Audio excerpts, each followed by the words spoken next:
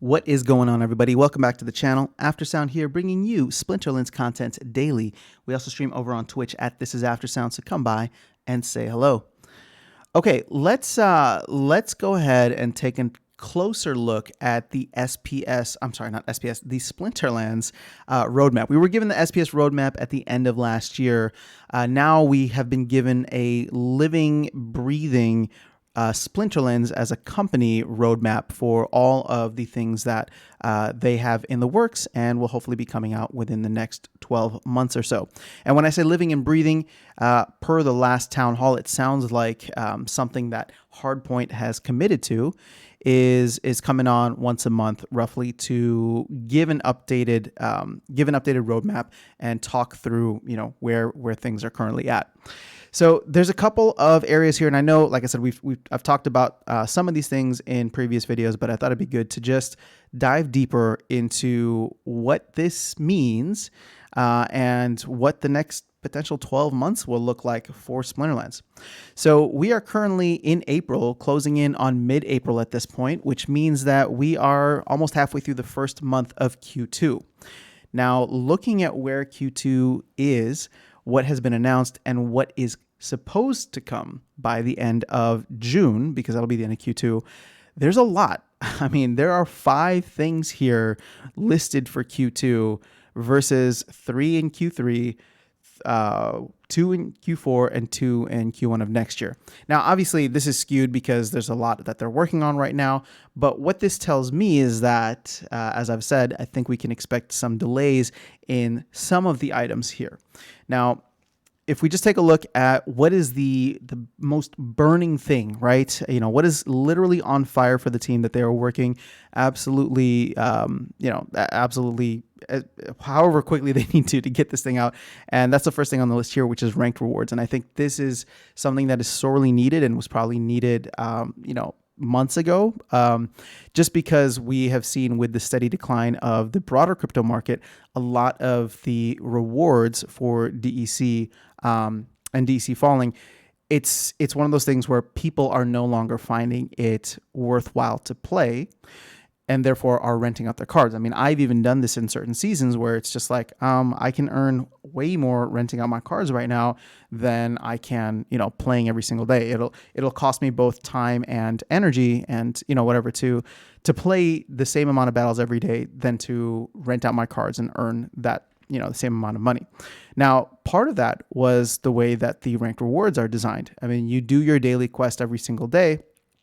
And that's kind of it. So the whole thing with the ranked rewards is there's going to be this massive economy design going from top to bottom, making it much more rewarding, especially for the players at the lower levels, because after the bronze nerfs, it has been definitely a grind in bronze, not just with the bots, but with the fact that you could spend 30 minutes or an hour playing your daily quest to get one chest that has a 50% chance of getting a potion, or 45% chance of getting a potion, or 45% chance of getting credit. So it sucks down there. And I think everybody has acknowledged it at that point. And that's why hopefully there will be bronze level chests in what is coming, at least what has been teased so far. So that is the main thing. And that I think for sure is going to come out in Q2 of this year.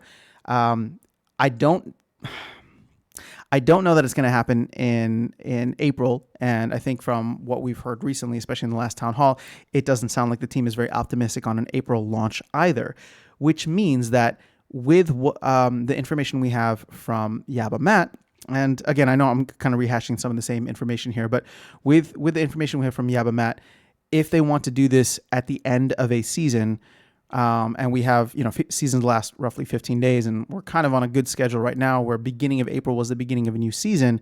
That means the earliest that we'd be able to get this implemented is mid-May. And if they miss that, right, if the team misses that kind of deadline or whatever it is, which is about a month, a little bit over a month away, maybe 5 weeks or so, if they miss that, then we're not getting this until June, at which point, Modern and Wild, or Wild and Modern Phase 1 is not coming until after this launches. And if this launches in June, there's no way we're getting Wild and Modern in the same month.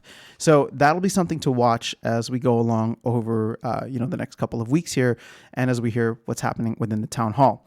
Now, the other things listed out for Q2 are the SPS validators. And this is something that I'm a little bit more optimistic on, just because Agrid is saying that there is a white paper or a post upcoming soon, and that Matt may potentially be on next week's town hall to discuss it. So if the details are out already and there is a pre-sale beginning either at the end of April or maybe early May, this is something that could generate a little bit of excitement. Granted, it's not game related. It's more so just entire economy related and Splinterlands company related.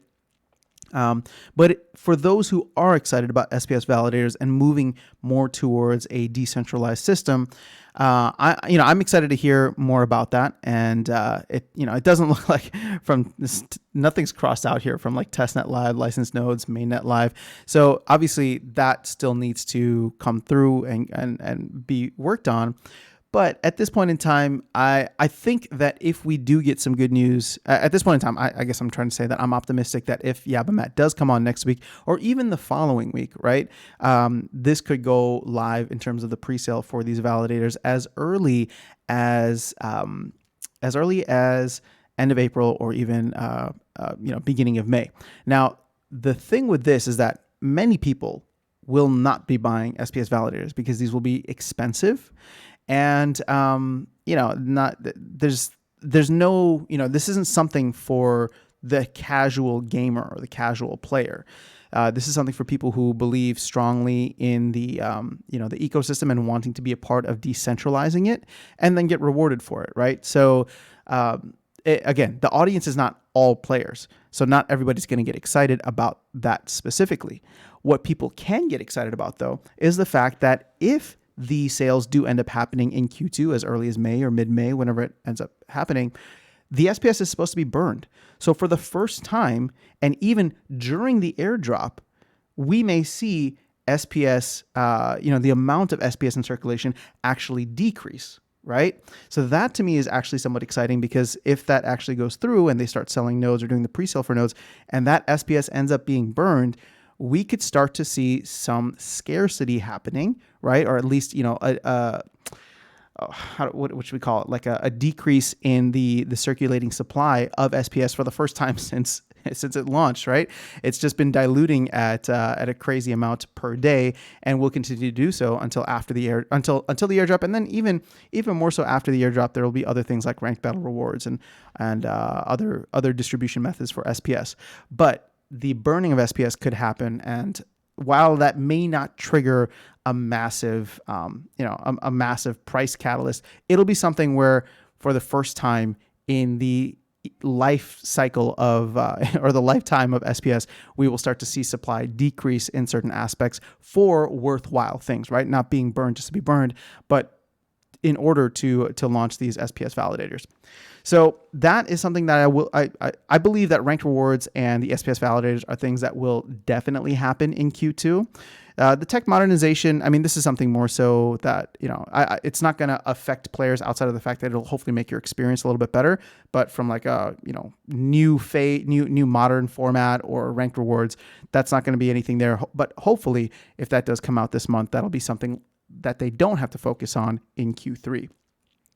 Now, the last thing here is the card market, or the non-card market, I should say. It doesn't look like they have anything done on the coding for back end or front end. They don't have anything done on the UX or UI design, and they don't have anything done on artwork. At least none of these are crossed out. But what we know is that this is absolutely essential to the launch of Land Phase 1. And so with that upcoming, and with, I guess, ranked rewards being the first thing before Wild and Modern, I don't know where non-card market stands. Maybe non-card market and Wild and Modern could be worked on simultaneously.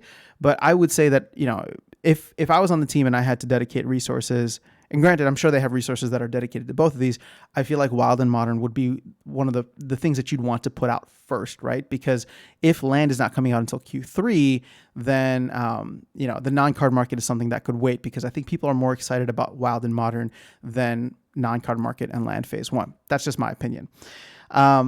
So land. So I guess what I'm trying to say is both wild and modern and the non-card market are things that I can see slipping into Q3 of this year. And if they do, that puts us ahead to where land phase one is. And I've been saying from the get-go that I do not believe land is coming out until Q4. I think that it's great that the team is trying to push for this for Q3, but if they have to wait until the non-card market comes through or is fully released and that ends up getting delayed, then I don't think we see land phase one until Q4. And again, I'm saying this to set expectations and temper my own expectations. So I understand, this is the team is working diligently to get everything out. But if it does come before Q4, awesome. I'll be super happy. If it doesn't come until Q4, then I'll be like, I called it, and this is totally fine with me because I expected it to happen. If it goes to Q1 of next year, at that point, I think I'll be like, oh, come on, guys. But I think Q3 is a little ambitious based on where they're at for the non-card market. They're only at 30% here, and they're only at 10% of where land phase one should be. Now, we should also talk about land phase one because they've alluded to this in passing over the last couple of town halls, but now we have the actual things that will be available, the utilities that will be available for land once it comes out. And essentially, it's just going to be, you will be able to convert your land claim, right? So if you own a plot right now, you'll be able to claim a deed for that, and you'll be able to see where that deed is on the map, and you'll be able to buy, sell, and transfer those in the new non-card market. You don't know, though, what kind of land it is, it sounds like. So you won't know that. And this is something that I thought we would know. And so this is a little bit disappointing for me because when I put out my land timeline, I gave like a 12 to 18 month timeline for land. I thought we would know the topography, the resources, and the rarity and all that for land when the first phase came out, and that we would have to wait for phase two to start actually earning and working the land. But now it's like the phase one that I had originally envisioned has been split into two parts. So phase one is literally just seeing where your land is on the map and then being able to buy and sell and transfer land based on that, which I'll be honest, I mean, that's not much. That's not very different than where we're sitting at right now, where you're essentially trading a blind plot. Now you'll be able to see where it is on the map. If it's a cool area, you can check out the lore. But I don't think that's going to do much for raising the value of land, right? Like, sure, somebody might want like a land plot that has something lore related, and that would be cool, and that has value for them, so they might value it higher and therefore buy it for a higher price.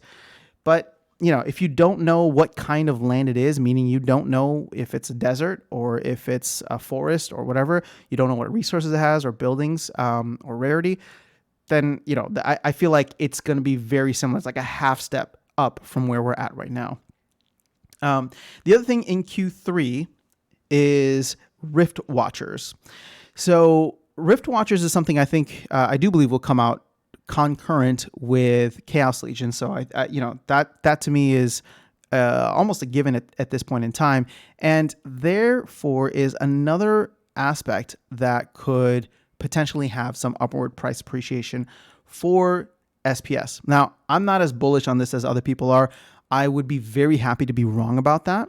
But again, just trying to look here at the bottom ones here that are more SPS related. You're going to have potential burning of SPS in Q2, as well as SPS demand for a new thing like Rift Watchers upcoming in the future. And not just SPS, but potentially vouchers as well. Although there's no mention of vouchers here at this point. So right now, there's card designs and art. Like, it doesn't seem like a lot of this is completed, except for the fact that down here they have 40%. So maybe Rift Watchers, we're probably closer to Rift Watchers than we realize. I think there was an urgency early on in the year when the thought of Chaos Legion selling out early had prompted Rift Watchers to be ready to go as early as Q2. Now that the fact that Chaos Legion is kind of limping along here and we're in a very down phase on the demand for packs, I think that has given the team a little breathing room here to have Rift Watchers come out in Q3. I don't think that we're going to get Rift Watchers pushed to Q4. I think really Rift Watchers is going to be the big thing of Q3. Now, Wild and Modern, if it gets pushed to Q3, then that will be another big thing in Q3. But Q3 and Q4, I think, could potentially be very exciting in the sense that we're going to get a lot of major releases there, primarily because I feel like some of the things in Q2 are going to get pushed back, right? So Q3 could have, both Wild and Modern as well as Rift Watchers. And like I said, I do think that Rift Watchers is going to come out in Q3, because for them to push it to Q4 and then have Rebellion potentially start in Q1 just doesn't make sense for me. And this is all with the assumption that packs will sell out before Q1 of next year, so that there would actually be some breathing room between major releases. And I think Matt in the past has said that he wants there to be some time in between launches for packs to be completely sold out. You think it'll be good for the economy, good for the economy to kind of feel that crunch, right? And to have the supply shock actually be felt from time to time. So I don't disagree with him on that. The one thing that I will say, though, is it's good if it's planned that way, in the sense that, like, okay, if we have yearly pack sales that, are launched, core expansions that are launched every Q1, and we end up selling out in Q4 of the previous year, or maybe even Q3 of the previous year, then it's fine. But if you want to just arbitrarily have time, right? So for example, let's say Chaos Legion sells out in Q1 of next year and they push Rebellion to Q3, which is totally possible. And I can very much see that happening. At that point in time, then it's just like, okay, well, now we're like artificially putting in that time. Does that make sense? Hopefully it does. And I don't know exactly how I feel about that right now. I just like the idea of having these yearly cycles, and hopefully with the amount of packs that they're putting out, the player base is at the right size to eat up these packs and have it happen at these yearly cycles. But a lot of that remains to be seen about Chaos Legion and what ends up happening in the second half of this year, if that new player base will really come in with all the marketing efforts that they've been putting. All right, so let's take a look at the SPS governance phase, and we can actually also probably talk about Splendid's validators.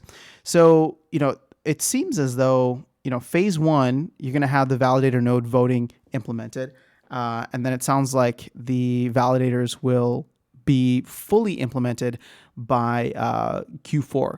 So I actually don't really have much to add on this. If they do get the validators out and the node licenses out in this quarter, I can see this playing out exactly the way that they would like it to play out, because I think kind of SPS governance is on its own track versus, set releases versus modern and wild versus land phase. I think that, SPS governance is moving along at its own pace, slower than expected, according to Matt. But I think that it will come along the timeline that they have here.